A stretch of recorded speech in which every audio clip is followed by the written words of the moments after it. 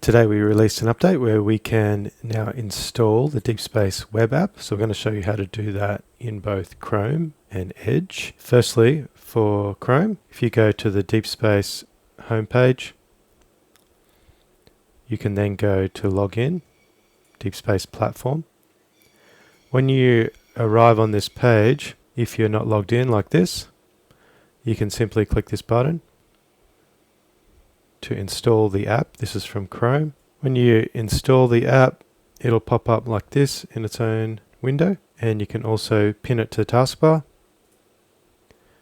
and you can use the app as normal from here.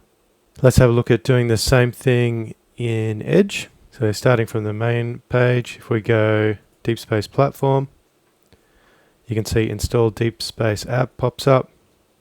You hit install, and Edge will open this kind of view like this, and you can actually then go create desktop shortcut and auto start as well if you like, and allow, and then you'll find on your desktop a DeepSpace icon like that you can double click on, which will open the app like this to the DeepSpace page, and then you can just jump straight in to your workspace as normal and start working on your project.